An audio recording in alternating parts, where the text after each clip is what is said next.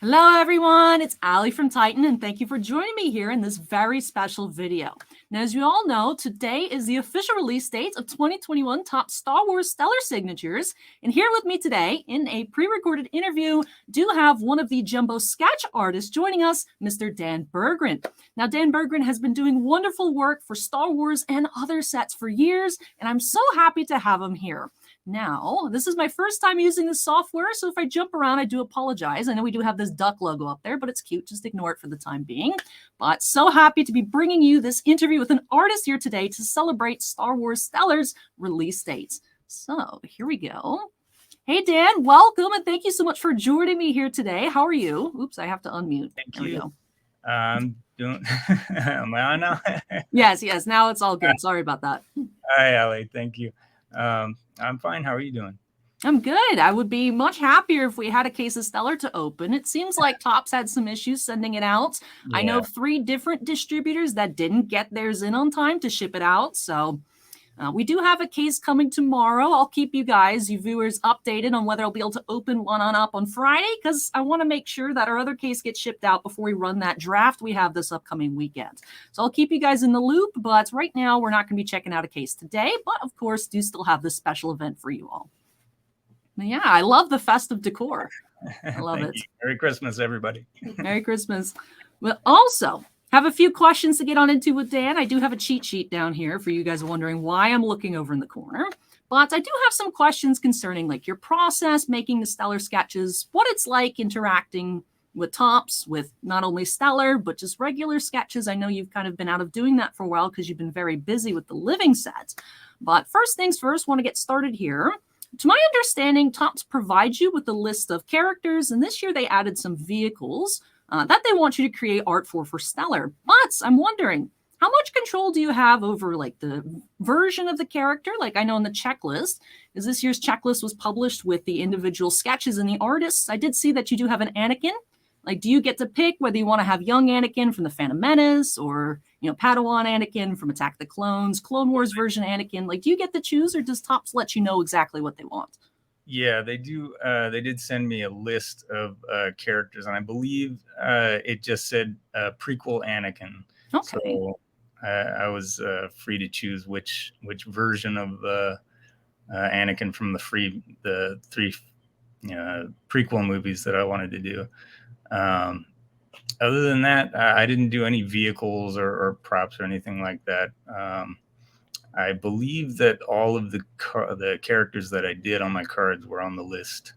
I don't really remember if there were any vehicles listed at all, but yeah, pretty much it was just characters on the list. Okay, very cool. Because I was surprised. I did see on the checklist, I think Dan Tyrrell has some vehicles, which Topps hasn't done that for Stellar before. So I'm curious to see what those look like. Hopefully some will pop up today. But also I was wondering, because like you said, you got to pick, from prequel Anakin, what version you want to do. Could you walk me through your process for deciding what you want to do? Like maybe looking for references, or if you do preliminary sketches before working on the jumbos, because I know some artists do just jump on into it. Just curious about your process for making art. Oh, well, I'll generally just start finding reference images that I like, that look dramatic and interesting, that I haven't done before on previous sets. And once I find those and kind of nail them down to final selection, I'll basically just sketch them out in pencil on the card, and coat that with a clear acrylic, and just start painting away with the watered down kind of acrylics, sort of a watercolor and airbrush technique, and gradually build up the layers of color to the point where I'm satisfied with how they look.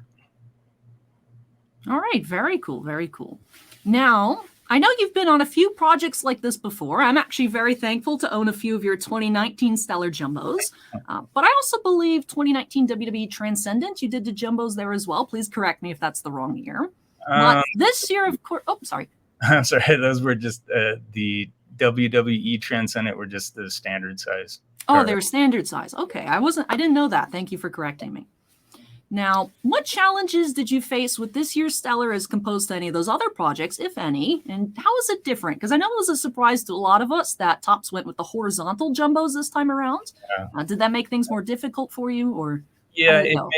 it makes it a little more difficult to kind of compose a portrait, because you have the limited vertical space to work with, and then you have somewhat of an extended background on either side of the character to kind of fill in and make look interesting. But it wasn't too much of a challenge. All right, cool. Now, one thing also that struck me this year we had Stellar. Now, other years, Stellar started in 2017 but didn't have sketch cards. 2018, we had standard size sketches, and that was split 50-50 between Carlos and Chris Penix. You had all of the jumbos in 2019, and last year is again a 50-50 split. This year, though, we had 5 different artists joining the ranks of Stellar, which is great to see lots more variety in Stellar. Not that it was ever dull before, but just cool to see more artists. Now, Yes. I've heard before Topps has been a bit tough with deadlines, even for some sets requiring packed out sketches, so the regular size ones that come back within 2 weeks. Was there a shorter deadline this time around? Maybe why Topps spread out the amount of artists, or how did it go? Yeah, it was generally you have at least a few months on the deadlines, but this time they gave us around 5 or 6 weeks, I think. I got the original invite email on May 7th, I believe, and then they needed the scans of the finished artwork around the middle of June, and then toward the end of June they needed the original cards back. But there was a little bit of a fiasco on my part where I misread the original invite email as the deadline being in August sometime. So I ended up actually having to finish my cards within about the last 2 weeks, I think. Oh, wow. So yeah, it was Now, interesting. sorry. It was interesting. I didn't sleep very much for those 2 weeks. I can imagine. Now, what's the shortest deadline you've had to work versus a more comfortable deadline that you've had in recent times? Just curious. That might have been it. There might have been one slightly shorter, but 2 weeks I think is about the shortest I've ever had to deal with. Wow. That's crazy. That is insane. Now, at this point, when I had been discussing this interview with Dan, I asked if he had any previews that he could show us. And so generously, we do have a few of those jumbo sketches to look at here today. And immediately my eye was drawn to the Anakin and then Obi-Wan, but there's so many amazing ones here. They all look amazing. And I really appreciate you sharing this with us here because, of course, it's release date. You guys can see these now. But which one of these was the most fun for you to create, or the one that maybe you're most excited about putting to paper? Because there's just so many great characters here, but I'm curious to hear your thoughts. Well, I kind of had fun working on all of them, but I think my favorite was probably the Grogu because he's just such an adorable little character, and I've always been a huge Yoda fan, so I was really happy to see the little so-called baby Yoda in the show. And, he really grew on me really quickly. So that was a lot of fun to work on.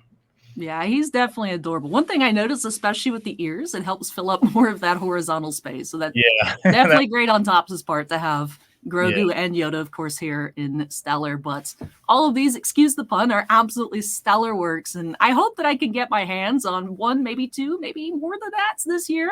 We'll see. I know there's a lot more people over the past year that have really been getting into Star Wars cards and just enjoying it.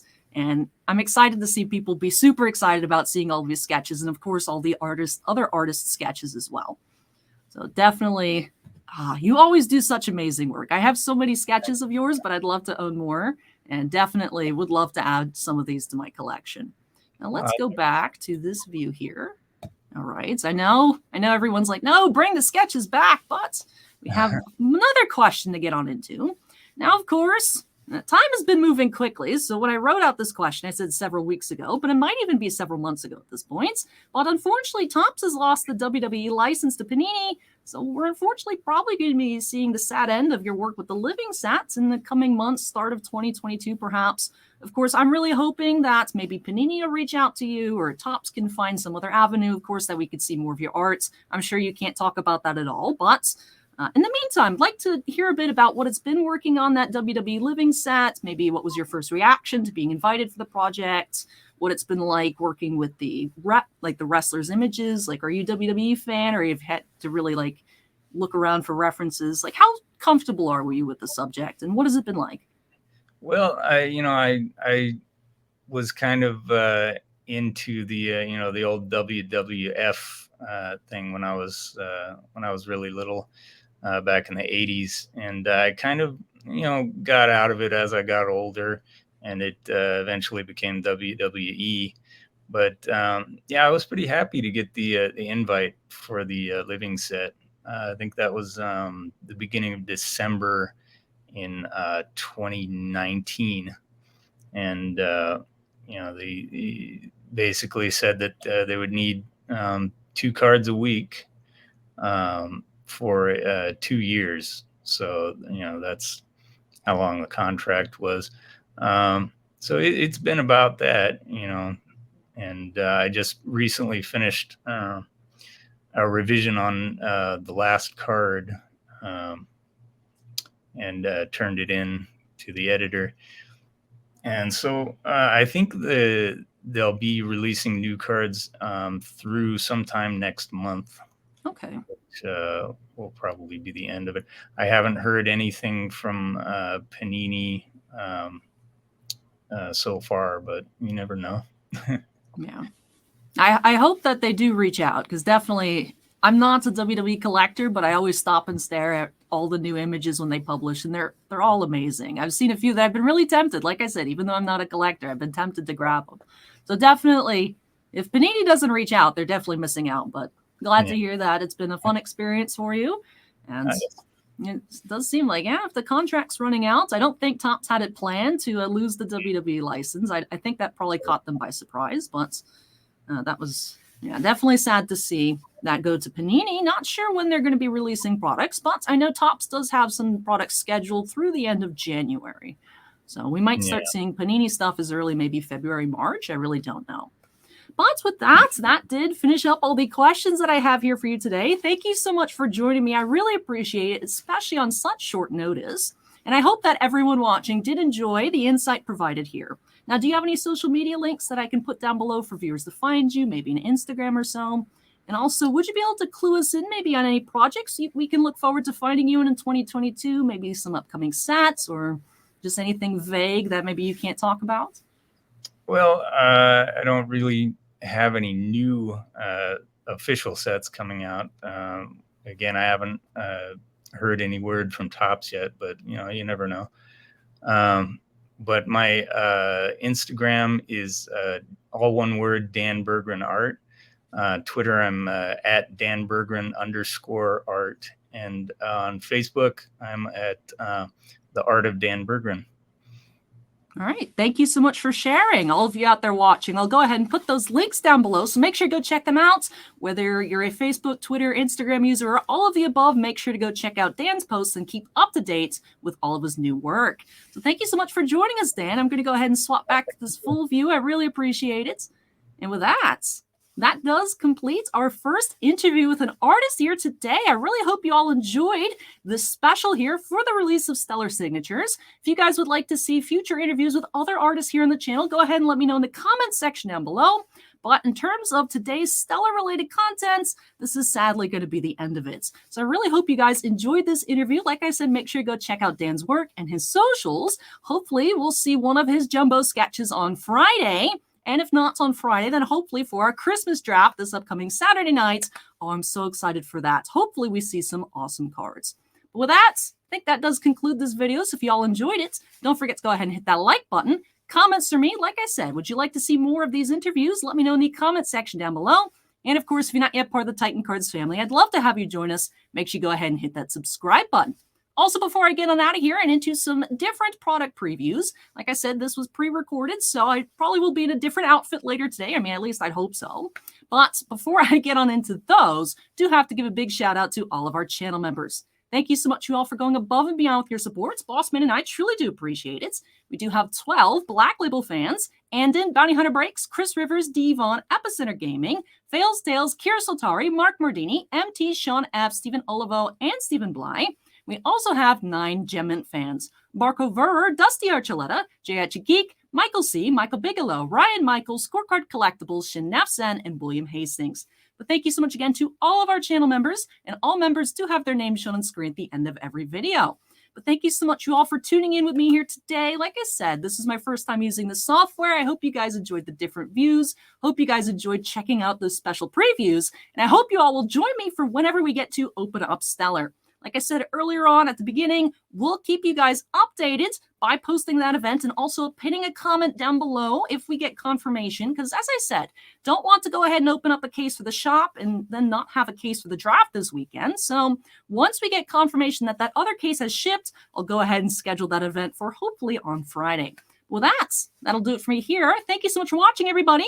Take care, stay safe, and I'll catch you all in the next one. Bye.